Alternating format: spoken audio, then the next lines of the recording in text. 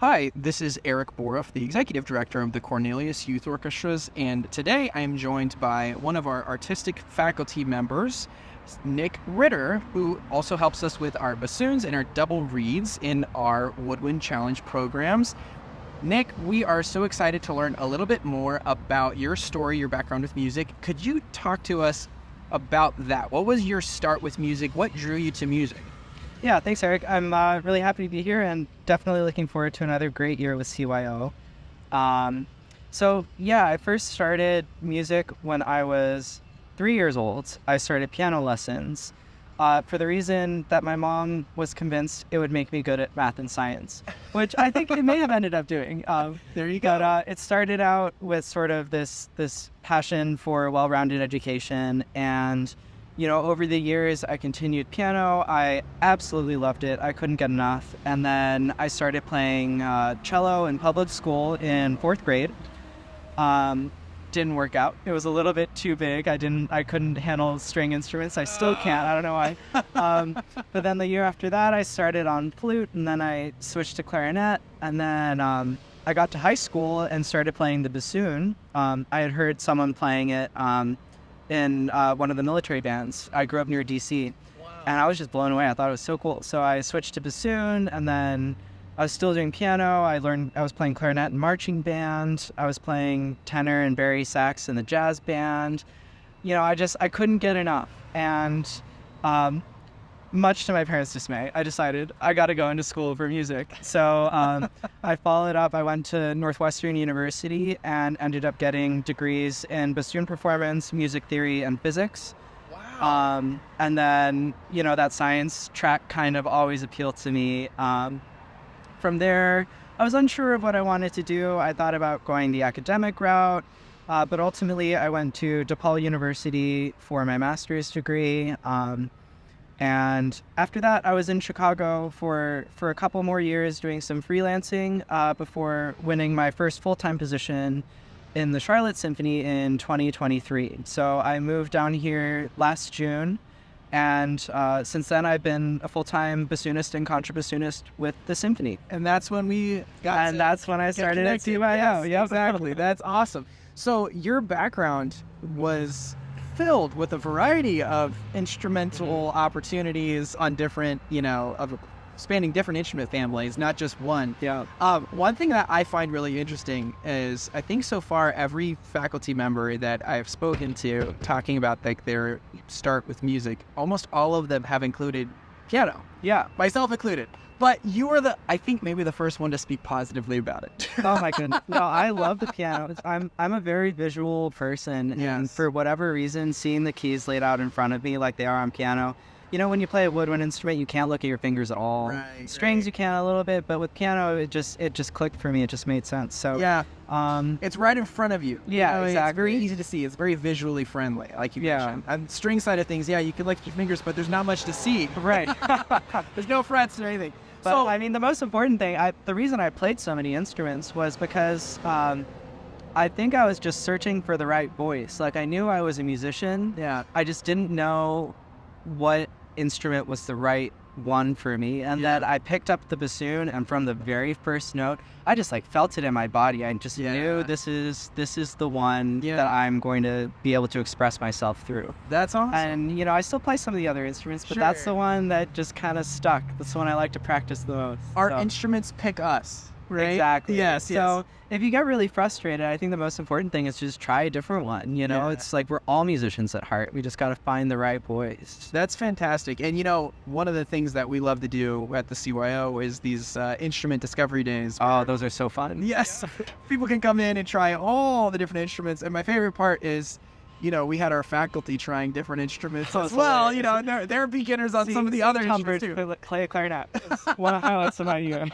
So all that to say, there's a lesson learned there that, there's a wide variety of opportunity when it comes to different instruments that are available for people to play. And it's always fun to pick up an instrument and, but to find that one that really resonates with you. Exactly. Sometimes it just takes trying several. And that's fantastic. So now you brought us through your story of what brought you here to Charlotte, and then we got connected with CYO right off the bat. I actually remember, I don't know if I actually ever told you this, but I remember I was talking to Sam Sparrow, and he mentioned, he's like, we just had a bassoonist audition and we need to have him in the CYO. So I after like the day of my audition, I got the good news, and I was driving home. I got a text from Sam saying, it's great to have you here. Can't wait to get to know you more. Are you interested in? And I was like, yes, that sounds great. So that's awesome. And Sam really pulled me into the fold there. Yes, right off the bat. And it's been a joyride ever since. It's been a lot of fun. So now this season, well, I should start with this. Last season, you helped us with our Woodwind Challenge, which is our beginner program for parents listening who are not familiar. Anything with the challenge moniker, as far as programming is concerned, is for students that have no experience. They can come and learn from our faculty and get started with good technique, good fundamentals on day one. And our goal is to take them through the different pathways of advancement through our programming portfolio. So where they can go from day one in a totally beginner class to performing in an ensemble or performing in an orchestra. You were able to help us with our Woodwind Challenge class last season, but this season we're excited to expand that, and now we're starting a new ensemble that under your direction that we're looking forward to. That's right. Yeah. Could you share with us a little bit about that? Absolutely. So yeah, like Eric was saying, the Woodwind Challenge it's such a fabulous group. It's beginners on every woodwind instrument type. So it's a great opportunity to learn more about the different instruments, and like I was saying before, if you want to switch, it might be the right place for that. So the new ensemble that we're starting, I'm really excited about, is called the Junior Wind Ensemble. And this is an intermediary step between the Woodwind Challenge and our Advanced Woodwind Ensemble. So the goal of the Junior Wind Ensemble is to provide sort of a training template for students to teach them how to play an ensemble. So our students that go through Challenge, we address technical issues, we talk about how to play your instrument, we talk about how to read music, how to make musical decisions, all of these sort of fundamentals that go into individual practice. And our goal with the Junior Wind Ensemble is to take those and synthesize them and sort of train our students to be responsible colleagues and be responsible music makers, and how to listen and work together in a professional capacity to sort of open up all these doors for them in the future through school ensembles, through CYO, through other youth programs in the area, for college. You have to have that first step of, this is how you play together.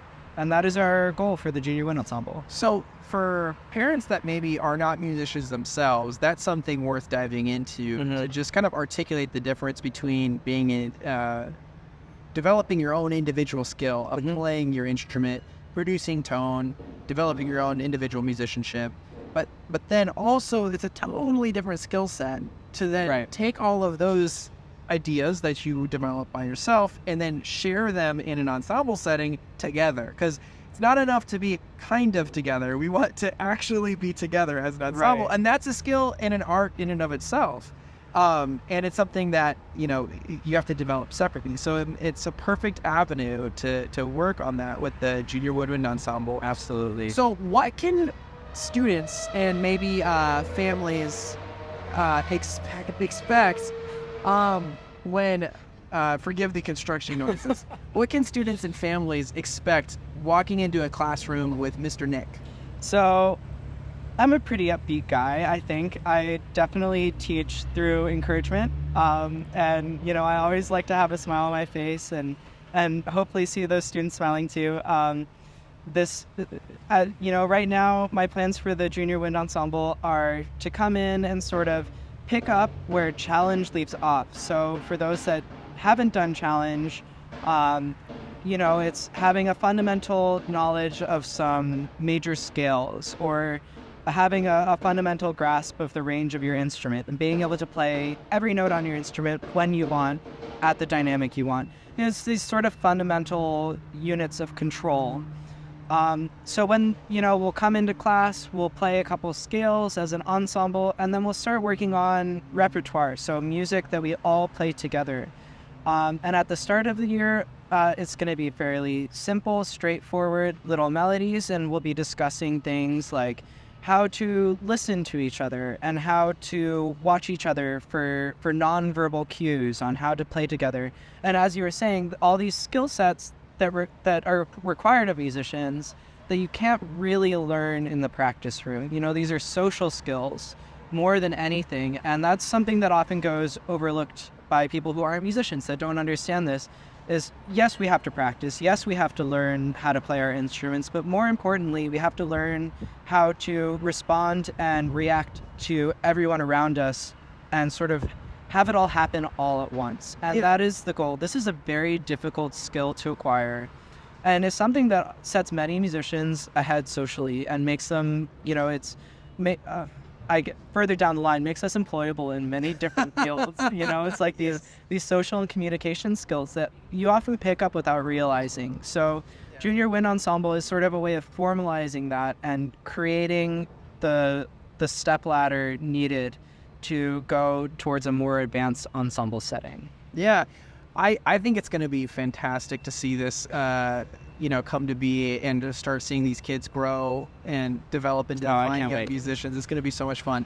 I've asked everyone else this, so I got to ask you this too. What is, if you could, I'm putting you on the spot here, what is one of your most formative experiences when it comes to your own music education and how it's made an impact on how you play today and maybe also how you teach and what you emphasize for students?